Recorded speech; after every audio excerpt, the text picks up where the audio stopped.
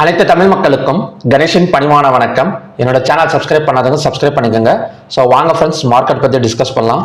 So இந்த Israel Iran போர் வந்து ஒரு 4 நாளைக்கு முன்னாடி வந்து ஸ்டார்ட் ஆனது. ஸோ அதை பேஸ் பண்ணி மார்க்கெட் எல்லாம் கொஞ்சம் இறங்குனது. ஸோ இன்னைக்கு வந்து பார்த்தீங்கன்னா அதோட சமாதானம் அப்படிங்கிற மாதிரி ட்ரம்ப் வந்து காலையில் வந்து ஒரு நியூஸ் கொடுத்துருந்தாரு. அது கொஞ்சம் வந்து ஒரு பாசிட்டிவ் நியூஸாக வந்து போனது.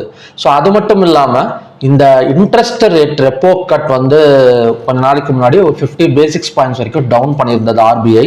ஸோ அதை பேஸ் பண்ணி ஒரு சில ப்ரைவேட் பேங்க்ஸ் எல்லாம் பார்த்தீங்கன்னா அதோட லெண்டிங் ரேட் கட்டை வந்து குறைச்சிருக்காங்க. ஸோ அது மட்டும் இல்லாமல் டெபாசிட்டாக பண்ணுற அமௌண்ட்டுக்கும் பார்த்தீங்கன்னா ஒரு ஃபிக்ஸட் டெபாசிட்டுக்கெல்லாம் ஸோ அதுக்கும் ரேட் கட்டெல்லாம் குறைச்சிருக்காங்க. ஆல்ரெடி பார்த்தீங்கன்னா இந்த ஃபிக்ஸட் டெபாசிட்ல ரேட் கட்டு குறைஞ்சது அப்படின்னா ஸோ அது ஒரு ஸ்மால் நெகட்டிவ் நியூஸ் தான். ஆனால் லெண்டிங் ரேட்டும் குறைச்சிருக்கறனால அது அகைன் வந்து ஒரு பாசிட்டிவ் நியூஸாக வந்து கன்வர்ஷன் வந்து ஆயிருக்கு. ஸோ அதை பேஸ் பண்ணி ஸோ பேங்க் நிஃப்டி எல்லாம் பார்த்தீங்கன்னா நல்ல ஒரு growth வந்து இன்னைக்கு வந்து கொடுத்துருக்கு. ஸோ இது வந்து கண்டினியூ ஆகிறதுக்கான சான்சஸ் இருக்கா பார்க்கறதுக்கு முன்னாடி ஸோ நம்ம ஓப்பன் இன்ட்ரெஸ்ட் டேட்டாஸ் வந்து எப்படி க்ளோஸ் ஆயிருக்கு அப்படிங்கிறத பார்த்துட்டு வந்துடலாம்.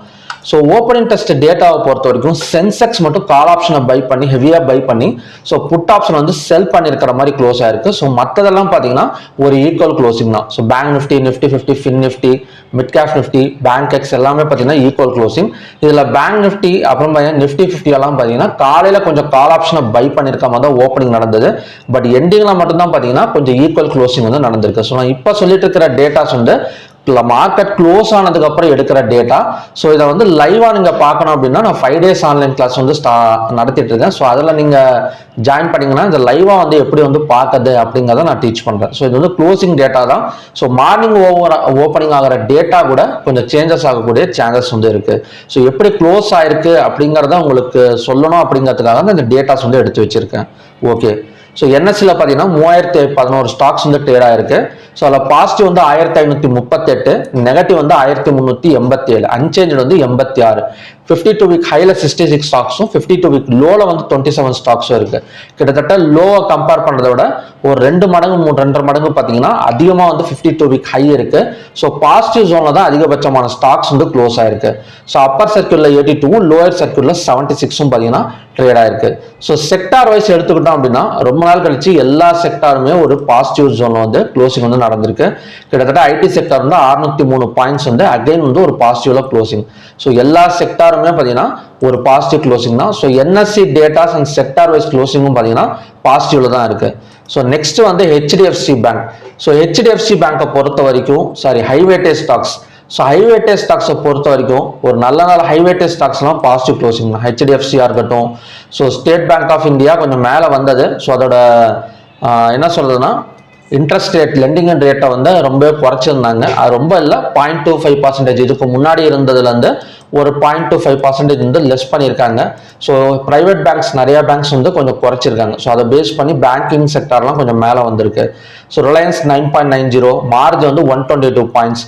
கிட்டத்தட்ட சன் ஃபார்மாவை தவிர ஸோ மற்றது எல்லாமே பார்த்தீங்கன்னா நல்ல ஒரு பாசிட்டிவ் க்ளோசிங்னு சொல்லலாம். ஓகே, ஸோ நம்ம இந்த டேட்டாஸ் வச்சு பார்க்குறப்போ ஒரு பாசிட்டிவ் க்ளோசிங்ல தான் இருக்கு.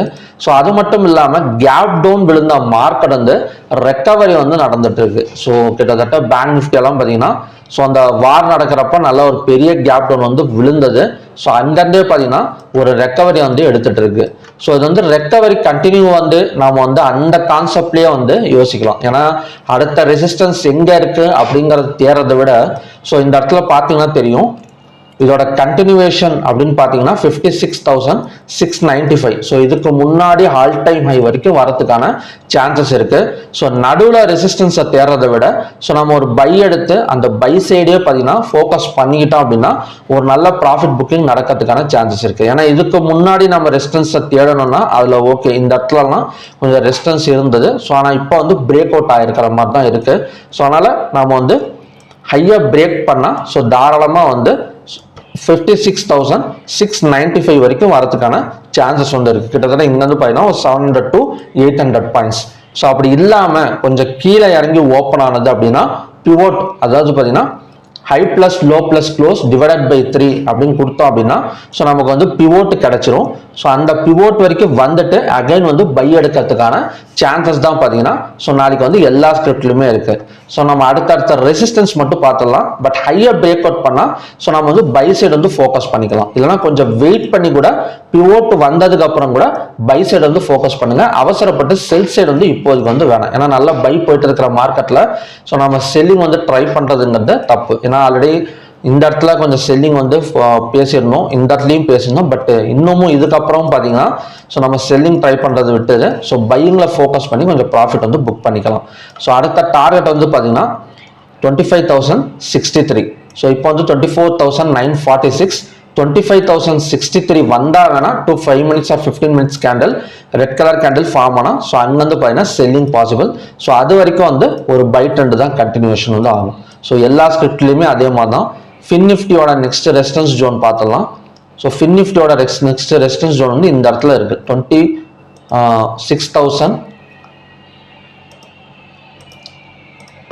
26,922. ஸோ நிஃப்டி மிட் கேப் வந்து 13,239. ஸோ சென்செக்ஸை பொறுத்த வரைக்கும் 82,305. பேங்க் எக்ஸை பொறுத்த வரைக்கும் 63,688. ஸோ எல்லாமே ஒரு கேப் அப்ல ஓப்பன் ஆனாலோ இல்லைன்னா ஹையா பிரேக் அவுட் பண்ணிட்டு ஓப்பன் ஆனாலோ அங்கிருந்து கண்டிப்பா 200 to 300 பாயிண்ட்ஸ் பக்கம் ஒரு அப்சைட் கொடுத்துட்டு அதுக்கப்புறம் தான் அந்த ரெசிஸ்டன்ஸ் வரைக்கும் போயிட்டு டவுன் ஆகக்கூடிய சான்சஸ் வந்து இந்தியன் மார்க்கெட்ல வந்து இருக்கு. ஓகே, ஸோ நம்ம ஹெச்டிஎஃப்சி வந்து கிட்டத்தட்ட ஒரு ஆல் டைம் பிரேக் அவுட் பண்ணிட்டு தான் போயிட்டு இருக்கு. ஸோ இப்போதைக்கு ஹைவேட்டேஜ் ஸ்டாக்ஸ்ல ஹெச்டிஎஃப்சிங்கிறது ஒரு ஸ்ட்ராங்கான பொசிஷன்ல வந்து இருக்கு. ஹெச்டிஎஃப்சி, ஐசிஐசி பேங்க் அந்த ரெண்டுமே பார்த்தீங்கன்னா ஒரு ஸ்ட்ராங்கான பொசிஷன் இருக்கு. அது மட்டும் இல்லாமல் பேங்க் நிஃப்டி கிட்டத்தட்ட 417 பாயிண்ட்ஸ் வரைக்கும் புக்கிங் பாசிட்டிவ் சைடு தான் க்ளோசிங் நடந்திருக்கு. ஸோ ஹையா பிரேக் அவுட் பண்ணா ஸோ அங்கேருந்து ஒரு 700 பாயிண்ட்ஸ் வரைக்கும் பேங்க் நிஃப்டி வந்தா நம்ம வந்து எய்ம் பண்ணிக்கலாம். ஸோ ஓகே ஃப்ரெண்ட்ஸ், நெக்ஸ்ட் வந்து பார்த்தீங்கன்னா crude oil. So crude oil வந்து மார்னிங் ஒரு கண்டிஷன் கொடுத்துருந்தேன். Last 15 minutes candle break out பண்ணா ஸோ 6,390 வரைக்கும் வரதுக்கு சான்சஸ் இருக்குன்னு சொல்லியிருந்தேன். ஸோ அனைவரும் லாஸ்ட் 15 மினிட்ஸ் கேண்டில் தான் பிரேக் அவுட் கொடுத்துருக்கு. கிட்டத்தட்ட பார்த்தீங்கன்னா கம்மியாக தான் ஒரு அங்கேருந்து ஒரு 40 பாயிண்ட்ஸ் மேலே வந்து ஸோ அகைன் வந்து ஒரு டவுன் சைடு. ஸோ ஈவினிங் வந்து எந்த மாதிரி சான்சஸ் இருக்கு அப்படின்னா ஸோ நம்ம அவசரப்படாமல் ட்ரேட் பண்ணணும் ஈவினிங்கு, அதுதான் முக்கியம். ஸோ நம்ம ஒரு பேப்பர் ட்ரேடிங் பண்ணோன்னா கூட கொஞ்சம் அவசரப்படாமல் ட்ரேட் பண்ணணும். ஸோ நம்ம வந்து ஏன்னா எந்த ஒரு பேட்டர்னுமே இப்போதைக்கு வந்து கிரியேட் வந்து ஆகலை. ஸோ இந்த இடத்துல ஒரு டபுள் பாட்டமும் எதுவுமே எடுக்கலை. ஸோ எந்த ஒரு பேட்டர்னுமே கிரியேட் ஆகலை. சப்போர்ட் அண்ட் ரெசிஸ்டன்ஸ் மட்டும்தான் இருக்கு இப்போதைக்கு.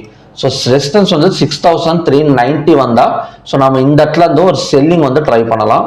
இந்த 6,178 வந்தா ஸோ இங்கேருந்து பார்த்தீங்கன்னா ஒரு பையிங் வந்து ட்ரை பண்ணலாம். ஸோ அது வரைக்கும் பொறுமையாக இருந்துட்டு இந்த சப்போர்ட் அண்ட் ரெசிஸ்டன்ஸ் வந்தால் மட்டும் ஸோ நம்ம வந்து பையோ செல்லோ ட்ரை பண்ணுறது நல்லது. ஏன் அப்படின்னா ஸோ ஒரு பெரிய மூவ்மெண்ட் நடந்து முடிஞ்சிருக்கு, நமக்கு வந்து ஃப்ரைடே ஒரு பெரிய மூவ்மெண்ட் நடந்து முடிஞ்சிருக்கு. அதனால அவசரப்பட்டு எடுத்துட்டோம் எங்கேயாச்சும் நடுவில் அப்படின்னா ஒரு பெரிய ஸ்டாப் லாஸ் கொடுக்குற மாதிரி ஆயிடும். கிட்டத்தட்ட பார்த்தீங்கன்னா இந்த 6,178க்கும் 6,390க்கும் டிஃபரன்ஸ் பார்த்தீங்கன்னா தெரியும், கிட்டத்தட்ட 200 பாயிண்ட்ஸ் இருக்கு. ஸோ பை ஆகும் சொல்லி எடுத்துட்டு 20 பாயிண்ட்ஸ் 30 பாயிண்ட்ஸ் ஸ்டாப் லாஸ் எல்லாம் வேலைக்கே ஆகாது. ஸோ அதனால வெயிட் பண்ணி சப்போர்ட் ரெசிஸ்டன்ஸ் வந்தால் மட்டும் ஸோ நம்ம பையோ செல்லோ வந்து இன்னைக்கு வந்து ஈவினிங்ல ட்ரை பண்றது நல்லது. ஸோ மார்க்கெட் கொஞ்சம் ஸ்டேபிள் ஆகட்டும். அது மட்டும் இல்லாமல் இன்னைக்கு வந்து எக்ஸ்பைரி டே வேற. ஸோ கண்டிப்பா வந்து வாலட்டிலிட்டி வந்து எதிர்பார்க்கலாம் ஈவினிங் டைம்ல. So okay,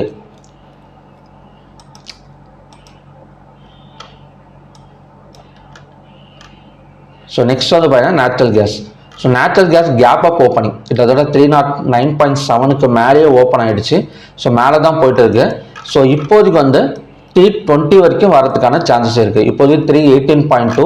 so next resistance ஜோன்னா இந்த இடம் சொல்லலாம் 321 to 323.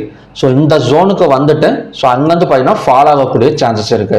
ஸோ இந்த மாதிரி மேலே போகிறப்ப எடுக்காதீங்க. ஸோ இந்த மாதிரி பேரலல் ரெசிஸ்டன்ஸ், இந்த மாதிரி பேரலல் ரெசிஸ்டன்ஸ்னா என்ன அர்த்தம்னா ஸோ இந்த மாதிரி ஜோனை வந்து ட்ரா பண்ணிக்கிறது, இதுக்குள்ளார வந்துட்டு இறங்கணும் அப்படின்னு. ஸோ அதனால மேலே போகிறப்ப எடுக்கக்கூடாது. ரிட்டர்ன் வரப்ப கீழே 5 மினிட்ஸ் கேண்டில் க்ளோஸ் வச்சாதான் இதுக்கு முன்னாடி ஹையா வந்து ஸ்டாப் லாஸை போட்டு செல்லிங் வந்து ட்ரை பண்ணணுமே தவிர இதை அப்படியே 321.1 ஆர்டரா கிரியேட் பண்ணி செல் எடுக்கிறது ரொம்ப தப்பு. ஸோ கன்ஃபர்மேஷன் கொடுத்ததுக்கு அப்புறம் தான் செல்லிங் வந்து ட்ரை பண்ணணும். ஸோ அதோட டார்கெட் வந்து 309.7 வரைக்கும் இறங்கிறதுக்கான சான்சஸ் வந்து இருக்கு. ஸோ ஓகே ஃப்ரெண்ட்ஸ், இதுதான் பார்த்தீங்கன்னா ஈவினிங் கண்டிஷன்ஸ். ஸோ நமக்கு வந்து இந்தியன் மார்க்கெட் இப்போதைக்கு வந்து ஒரு நல்ல ஒரு பாசிட்டிவ் சைடு க்ளோசிங். ஸோ ஹையாக பிரேக் அவுட் பண்ணால் இல்லை பிவோட் வரைக்கும் வந்துட்டு ஸோ அங்கேருந்து பார்த்தீங்கன்னா அகைன் வந்து ரெசிஸ்டன்ஸ், அதாவது அடுத்த ரெசிஸ்டன்ஸ் வந்து 63,685. ஸோ பேங்க் நிஃப்டியை பொறுத்த வரைக்கும் 56,695. ஸோ நல்ல டார்கெட் இருக்கும் நாளைக்கு. ஸோ பை சைடு வந்து நம்ம வந்து ஃபோக்கஸ் வந்து பண்ணிக்கலாம். ஸோ ஓகே ஃப்ரெண்ட்ஸ், இதுதான் பார்த்தீங்கன்னா நாளைக்கான கண்டிஷன்ஸ். ஸோ மறுபடியும் பார்த்தீங்கன்னா நல்ல ப்ரிடிக்ஷன் வீடியோட நான் வந்து உங்களை மீட் பண்ணுறேன். நன்றி, வணக்கம்.